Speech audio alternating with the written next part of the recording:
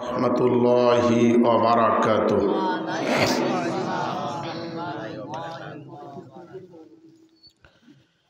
नहमदुहु व नस्तईनुहु व नस्तगफिरुहु व नुमिनु बिही व नतवक्कलु अलैहि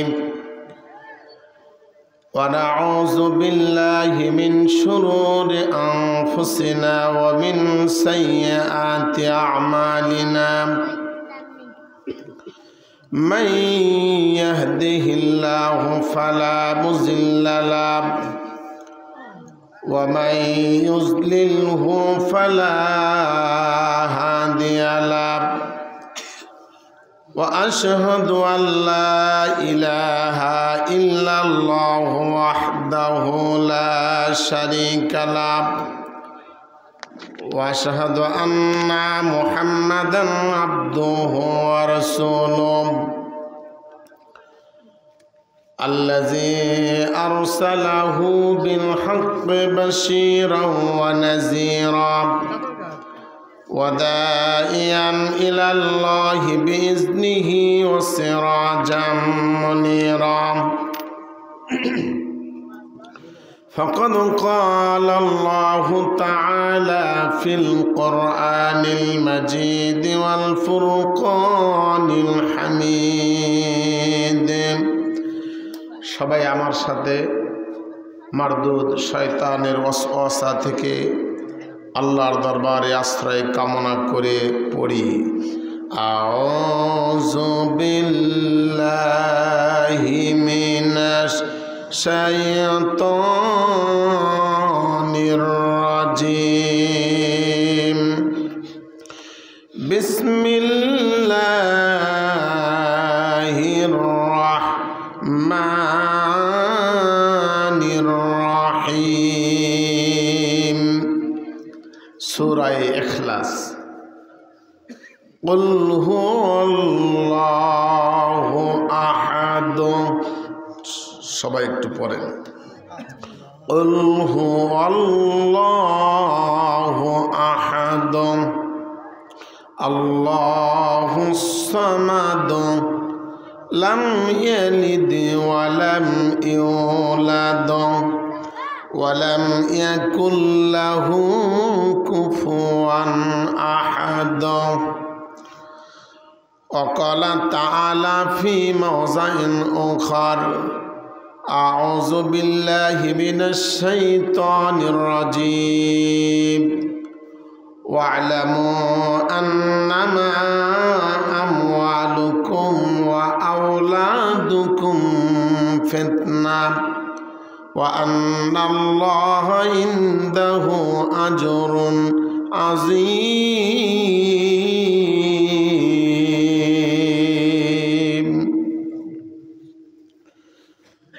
وعن أبي حاتم المجاني رضي الله تعالى عنه قال قال رسول الله صلى الله عليه وسلم إذا جاءكم من ترضون دينه وخلقه فأنكحوه إلا تفعلوا تكن فتنة في الأرض وفساد.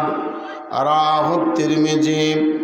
وعن أبي هريرة رضي الله تعالى عنه قال قال رسول الله صلى الله تعالى عليه وسلم إذا جاءكم من ترضون خلقه ودينه فزوجوه إلا تفعلوا تكن فتنة في الأرض وفساد عريض. رواه ابن ماجه. মুসলিম আমি সংগ্রামী আমি, মুসলিম আমি সংগ্রামী আমি, আমি চির রণবীর। আল্লাহকে ছাড়া কাউকে মানি না, নবীকে ছাড়া কাউকে মানব না। লারাই তাকবীর লিল্লাহি তাকবীর। আরেকটু ভলিউম বাড়ানো যাবে?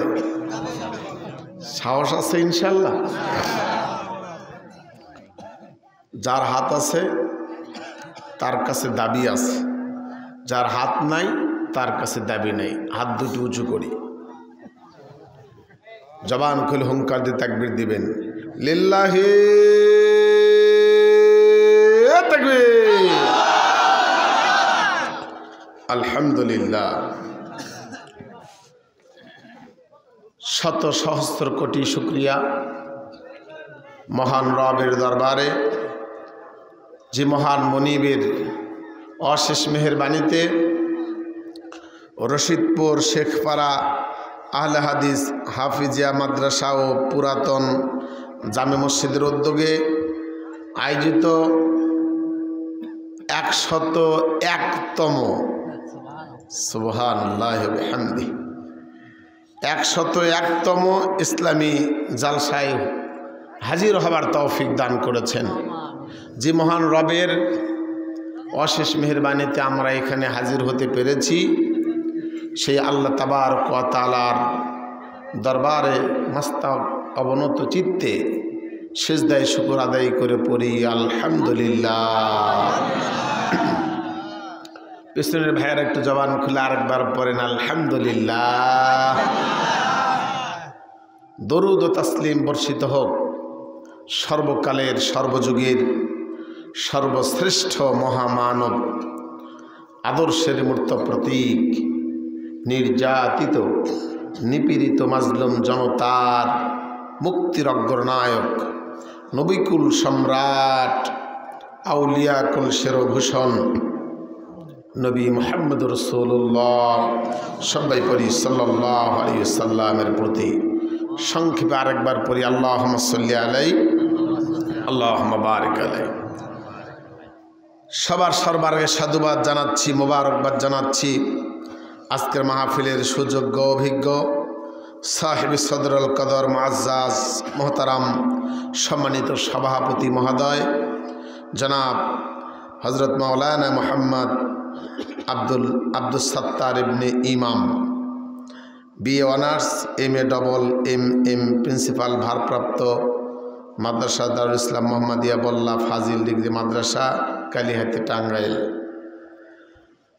প্রধান অতিথি সহ বিশেষ অতিথিবৃন্দ, স্টেজে বসা ওলামায়ে দিগার, সামনে বসা পল্লীর নিবৃকণে অবস্থিত এদেশের তাওহীদি জনতা, জবনিকার অন্তরালে অবস্থানরতা সম্মানিতা আবেদা সলেহা তহেরা জরিফা আমেলা আকলিমা সতী সাধ্যী রূপবতী গুণবতী বুদ্ধিমতী কৃষ্ণকুন্তল সুদর্শনা সুনয়না সুকেশা সুজালা উজালা সুফলা সোনার বাংলার মা ও বোনেরা, আপনারা সবাই কেমন আছেন?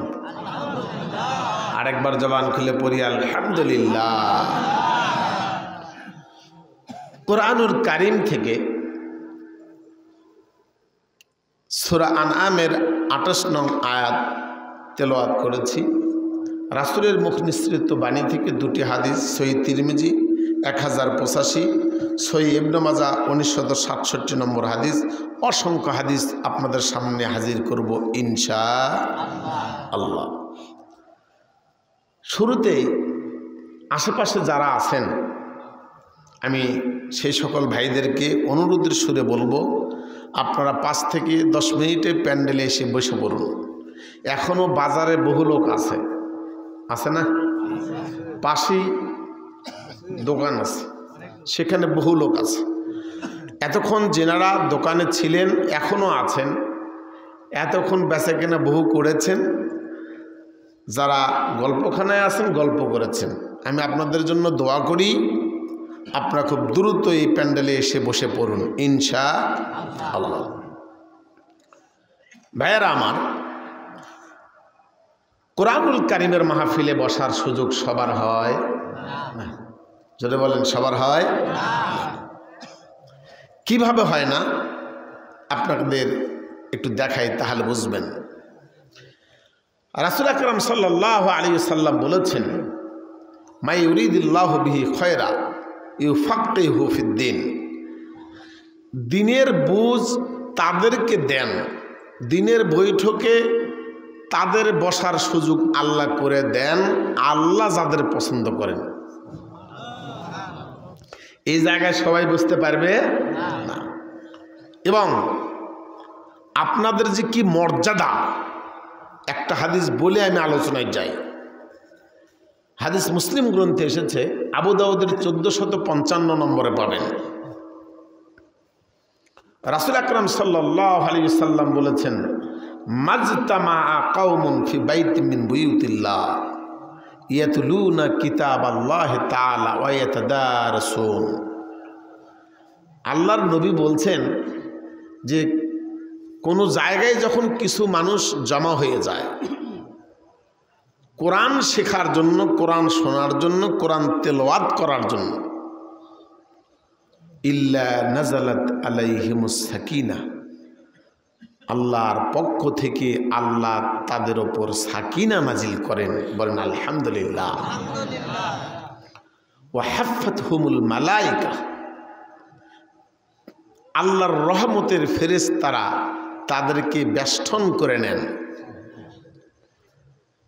3, ওয়া গাশিয়াতহুমুর রাহমা, আল্লাহর পক্ষ থেকে রহমত দিয়ে তাদেরকে ঢেকে দেওয়া হয়। এটুকু দুনিয়াবি কাজ। এর পরের কথাটা আরো কঠিন।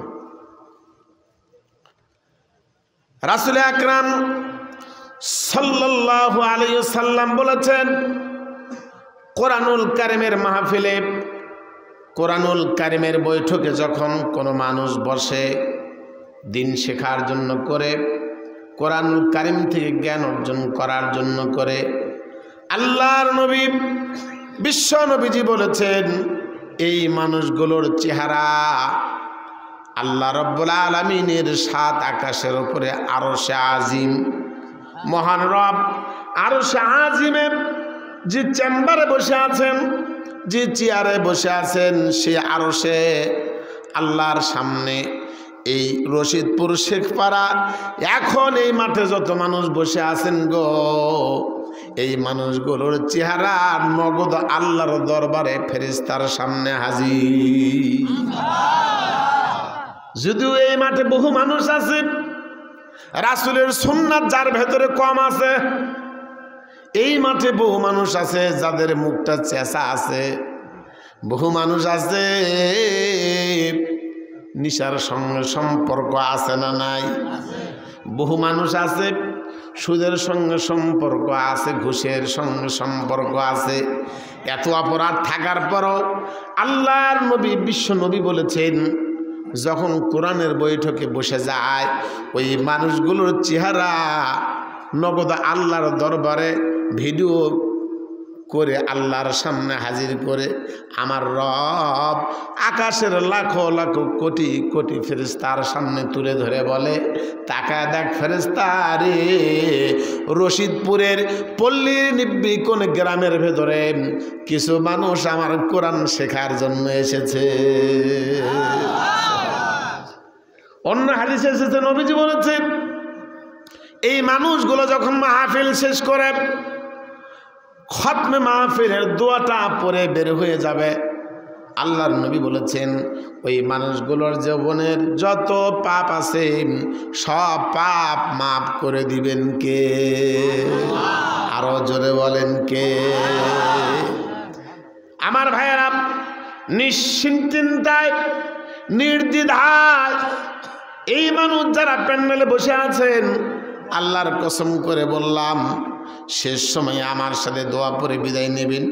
আল্লাহর কসম, আপনি যদি বাড়িতে যাওয়ার আগে মারা যান অথবা আসার পথে অ্যাক্সিডেন্ট হয়ে যেত, আল্লাহর নবী বলেছেন আপনার জীবনের সব গুনাহ খাতা মাফ।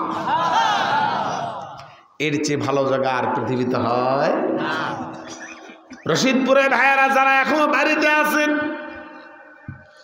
হাটে আছেন, বাজারে আছেন, আপনাদেরকে অনুরোধের সুরে বলছি এই বৈঠকে বসার সবার হয় না। 10 মিনিট সময় দিয়েছি, 10 মিনিটের মাঝে প্যান্ডেলে এসে বসে পড়ুন। কারণ দিন শেখার জন্য আল্লাহ যাদের পছন্দ করেন তারাই কেবল এই জায়গায় আসতে পারে, তাছাড়া আসার সুযোগ কোনোদিন হবে না। কেননা আল্লাহর নবী বিশ্ব নবীজি যেখানে বসবাস করতেন, নবীজির ঘর আর স্বয়ং আল্লাহর ঘর বাইতুল্লাহ কাবা ঘর। নবীজি সারা রাত ধরে কাবা ঘরে আঙ্গিনায় মাথা নত করে আল্লাহর দরবারে দোয়া করতেন, জাতির জন্য, দেশবাসীর জন্য করে। মাঝখানে ছিল আবু জেহেলের ঘর। নবী আমার প্রত্যেক দিন নিজের ঘর থেকে বেরিয়ে কাবা ঘরে ঢুকতেন, আবু জেহেলের ঘরকে উপেক্ষা করে পেরিয়ে। আবু জেহেলের কপালে আমার নবীর কালেমা পড়ার সুযোগ হয়, জোরে বলেন হয়। আপনাদের বোঝাচ্ছি, রশিদপুরের বহু কপাল পরা মানুষ আছে যাদের এই মাহফিলে বসার সুযোগ হবে না। ওরা আর কেউ নয়, ওরা আবু জেহেলের খালাতো মামাতো চাচাতো ভাই। জোরে বলেন কথা ঠিক কিনা? কারণ ওদের নসিবে কোরআন শোনার সুযোগ নাই। আল্লাহর নবী নিজের ঘর থেকে বেরিয়ে কাবা ঘরে যেতেন। হাজার হাজার মানুষ, লাখো লাখো মানুষ নবীজির কালেমার সুশীতল ছায়াতল আশ্রয় গ্রহণ করে মুসলমান হলো। কিন্তু নবীর ঘর, আল্লাহর ঘরের মাঝে যার ঘর, আল্লাহ নসিবে রাখে নাই আবু জেহেলের কালেমা পড়ার সুযোগ হয়।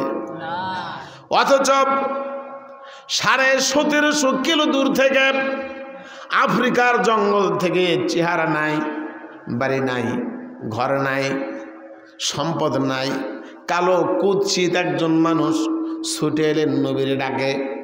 আল্লাহর নবীর ডাকে ছুটে এসে সারাদিন কালেমার সুশীতল ছায়াতল আশ্রয় গ্রহণ করে কালেমা পড়ে ইসলামের প্রথম মুয়াজ্জিন হয়ে গেলেন হযরতে বেলাল। ভাইরা আমার, নবীজি মেরাজের রজনীতে জান্নাতের ভেতরে প্রবেশ করলেন। জান্নাতে প্রবেশ করে নবী আমার জান্নাতের ভেতরে পায়চারি করেন, হাঁটতে থাকেন। নবী আমার যেদিকে হাঁটে, নবীর সামনে যেন কে হাঁটে। সুবহানাল্লাহ বলবেন। নবী হাঁটেন, নবীর সামনে কার যেন জুতার আওয়াজ শোনা যায়। আল্লাহর নবী বিশ্ব নবীজি বললেন, জিবরাইল রে, বলে দাও জিবরাইল, আমি নবী বিশ্ব নবীজি জান্নাতে হাঁটি, আমি নবীর সামনে হাঁটে কে? এত বড় সাহস কার? আপনাদের এটা কোন থানার ভেতরে? জামালপুর সদর। জামালপুর সদরে কখনো প্রধানমন্ত্রী, রাষ্ট্রপতি বা বড় মাপের মন্ত্রী এসেছিলেন? আপনারা কি দেখেছেন কখনো? দেখবেন, প্রধান মন্ত্রী, রাষ্ট্রপতির আগমনকে লক্ষ্য করে ঢাকা থেকে যে রাস্তায় আসবেন ওই জায়গা পর্যন্ত রাস্তা গোটা ক্লিয়ার। কথা বলেন ঠিক কিনা? একজন প্রধানের সম্মানার্থে রাস্তায় যেন কোনো জ্যাম না থাকে, যানজট না থাকে, আগে থেকে রাস্তা ক্লিয়ার। আমি বহু দেখেছি। আরে পাখিও মনে হয় ওরে না। সুবহানাল্লাহ বলেন। অথচ যে মানুষটার জন্য রাস্তা ক্লিয়ার করে দেওয়া হলো, হয়তো বা ওই মানুষটার মর্যাদা আল্লাহর কাছে 4 পয়সা থাকতেও পারে, নাও থাকতে পারে। কারণ রাষ্ট্রপ্রধান যদি নামাজি না হয়, দিনদার না হয়, মুত্তাকি না হয়, আল্লাহওয়ালা না হয়, ওই মানুষটার দাম আল্লাহর কাছে বেশি নয়। মাঠে খাটে কালো কুৎসিত একজন মেথুরও যদি হয়, আর দিনকে লালন করে, ধর্মকে লালন করে, নবীকে ভালোবাসে, আল্লাহকে ভালোবাসে, প্রেসিডেন্টের চেয়ে মানুষটার দাম আল্লাহর দরবারে কম না বেশি? এটা আপনাদের দেখাচ্ছি, দেখেন না? আবু জেহেল তদানীন্তনকালের সবচেয়ে বড় পণ্ডিত ছিল, প্রভাবশালী ছিল। দিনকে না মানার কারণে 4 পয়সার মূল্য হলো না। অথচ হযরতে বেলাল হাবশী রাদিয়াল্লাহু তাআলা আনহু সুদূর আফ্রিকা থেকে ছুটে এসে কালেমা পড়লেন, মুসলমান হয়ে গেলেন। আল্লাহর নবী বলছেন, আমি জান্নাতের ভেতরে যেখানেই হাঁটি আমার সামনে জুতের আওয়াজ দেখা যায়, জুতার আওয়াজ শোনা যায়। জিবরাইলকে বললাম, জিবরাইল তাড়াতাড়ি বলো জিবরাইল, আমি জান্নাতে হাঁটি, আমার সামনে হাঁটে এত বড় সাহস কার? বাংলাদেশের একজন মন্ত্রী, একজন এমপি, একজন রাষ্ট্রপতির আগমনকে কেন্দ্র করে রাস্তা ক্লিয়ার থাকে, কিছু চলে না। গোটা বিশ্বের সবচেয়ে দামি মানুষ যিনি, 18,000 মাখলুকাতের শ্রেষ্ঠ মানুষ যিনি, সেই মানুষ সবচেয়ে উন্নত জায়গা, সবচেয়ে ভালো জায়গায় হাঁটে, আর সেই নবীর সামনে হাঁটে এত বড় সাহস কার? আল্লাহর নবীকে জিবরাইল উত্তর দিয়ে বললেন, জিবরাইল চিন্তা করো না জিবরাইল। আল্লাহর নবী হতাশ, তাড়াতাড়ি বলো জিবরাইল, কে সেই লোক আমার সামনে হাঁটে? হাদিস বুখারীর বর্ণনা, আল্লাহর নবী বিশ্ব নবীকে জিবরাইল ডেকে বললেন, ইয়া রাসূলুল্লাহ, ইয়া হাবিবাল্লাহ, নবী গো, বিশ্ব নবী আপনার সামনে যার আওয়াজ সেইটা আর কেউ নয় নবী, ওইটা 1700 কিলো দূর থেকে ছুটে আসা মানুষটা, চেহারা নাই, বাড়ি নাই, ঘর নাই, টাকা নাই, পয়সা নাই, কালেমার সুশীতল ছায়াতলে আশ্রয় গ্রহণ করে মুসলমান হয়ে গেছে, ওই বিলালে হাবশি রাদিয়াল্লাহু তাআলা আনহু আপনার সামনে হাঁটে। কি দিয়ে বুঝাবো কালেমার দাম কি? আমার ভাইয়েরা, কালেমা পড়ার কারণে জান্নাতের ভিতরে আল্লাহ রাব্বুল আলামিন বেলালকে নবীর সামনে হাঁটার সুযোগ করে দিলেন, অথচ দূরত্ব ছিল 1700 কিলো।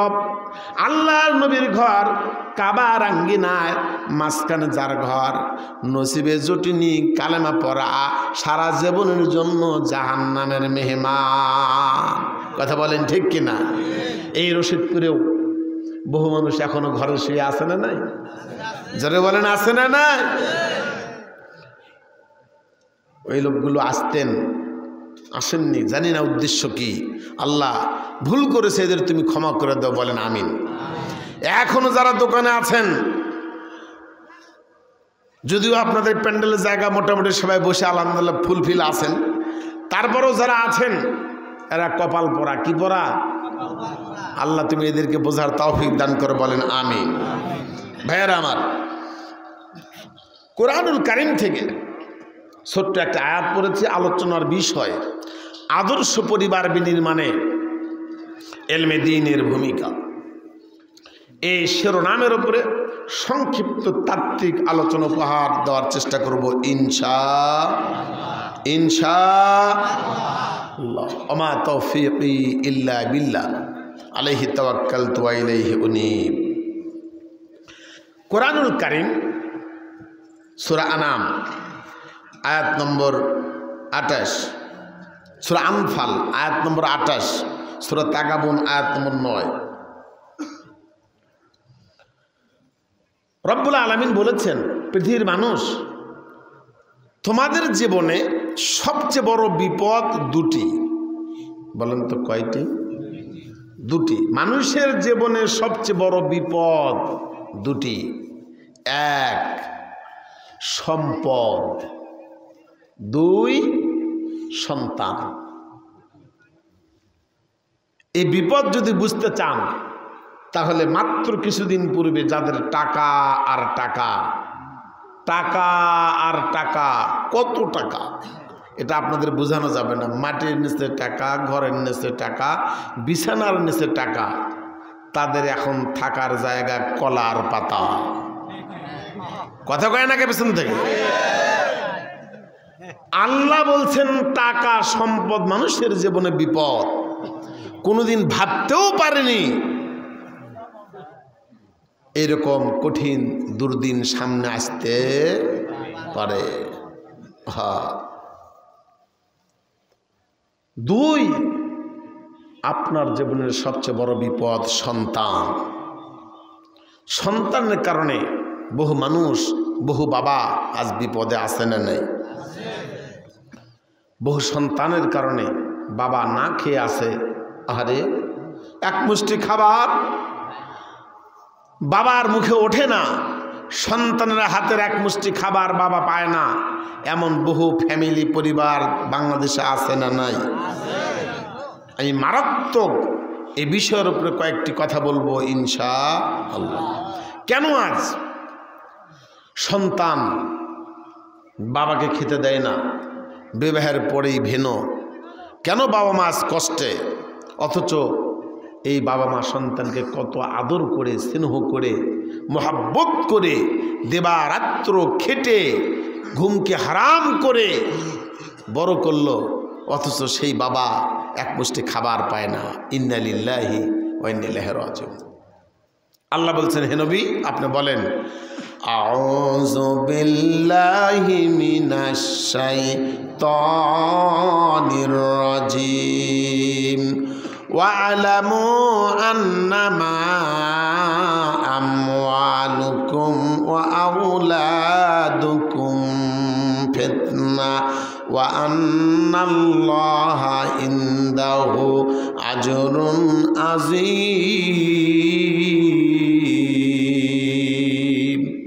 আল্লাহ বললেন, নবীজি আপনি বলে দিন, ওয়া'লামু, হে পৃথিবীর মানুষ তোমরা জেনে রেখো, আন্নামা আমওয়ালুকুম ওয়া আওলাদুকুম, তোমাদের সম্পদ আর তোমাদের সন্তান, এই দুটি জিনিস তোমাদের জীবনের জন্য বড় বিপদ। আমার ভাইয়েরা, একই কথা সূরা তাগাবুনের 11 নম্বরে এসেছে। আল্লাহ রাব্বুল আলামিন বলেছেন, পৃথিবীতে মানুষ সবচেয়ে বেশি ভালোবাসে যে দুটি জিনিসকে, সেই দুটি জিনিসের 1 নম্বর হলো টাকা। জোরে বলেন কি?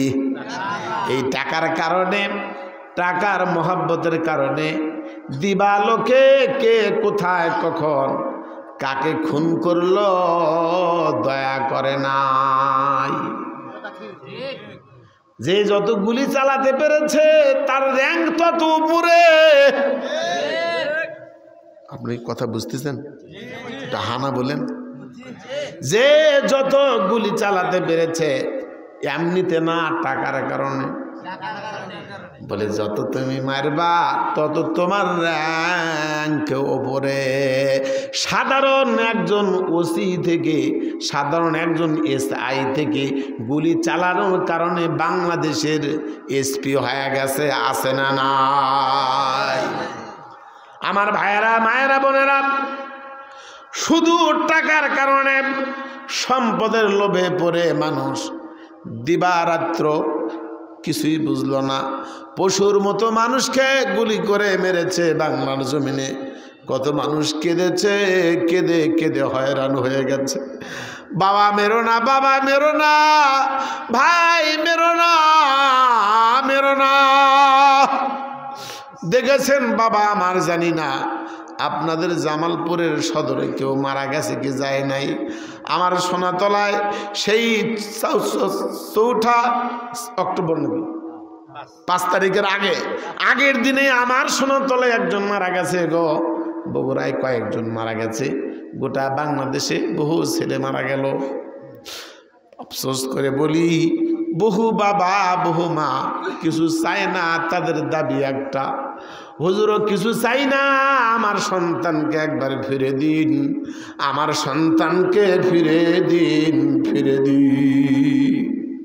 বাবার, আমার বাংলাদেশের একটা সংগঠন আছে, যে সংগঠনের আমির গোটা বাংলাদেশে যতজন ছেলে মারা গেছে প্রত্যেক ছেলের পরিবারে 2 লক্ষ করে টাকা বরাদ্দ দিয়েছে। টাকা যখন দিতে গিয়েছে আমির বলেছে, টাকা চাই না, পয়সা চাই না, বাড়ি চাই না, গাড়ি চাই না, টাকা দিয়ে কি করব, পয়সা দিয়ে কি করব, আমার সন্তানকে দাও, আমি আমার সন্তানের কচি কণ্ঠে বাবা ডাক শুনতে চাই। বলেনি না? যার সন্তান দুনিয়া থেকে বিদায় হয়ে গেছে, যে মায়ের বক্ষ খালি হয়ে গেছে, যে বাবার বক্ষ খালি হয়ে গেছে, ওই মার কাছে একবার বসে দেখেন ভাই, ওই বাবার কাছে একবার বসে দেখেন, বাবা মার দুঃখ কত, কি দিয়ে বুঝাবো মুসলমান। অথচ এই মানুষগুলোকে নির্দ্বিধায় নির্বিঘ্নে পাখির মতো গুলি করে বাংলার জমিন থেকে বিদায় করে দেওয়া হলো। বাংলাদেশের মানুষ যদি জানতো একজন মানুষকে অন্যায় ভাই মারা কত অপরাধ, জীবনে কোনোদিন মানুষকে মারার কাজে শরীক হতো না। একটা হাদিস শোনেন, হাদিসটি পাবেন সহিহ তিরমিজি, হাদিস নম্বর 1395। আল্লাহর নবী বিশ্ব নবীজি বলেছেন, লা জাওয়ালুদ দুনিয়া আহওয়ানু আলাল্লাহি মিন কতলে রাজুলিন মুসলিমিন। আল্লাহর নবী বললেন, দুনিয়ার মানুষদের শুনে রেখো, একজন মুসলমানকে হত্যা করার পাপ কত বড়, কি দিয়ে বুঝাবো? দেখেন তো হাদিস বোঝেন কিনা আপনারা? এই রশিদপুরের মুসলমান হাদিস কোরআন বোঝেন কিনা? যদি হাদিস শুনতে চান শতখানি হাদিস শোনাবো ইনশাআল্লাহ, নম্বর সহ ইনশাআল্লাহ। এই এলাকায় আমি প্রথম এসেছি, এই এলাকায় আসিনি, দিক পায়ের এসেছিলাম 2 বছর পূর্বে। জামা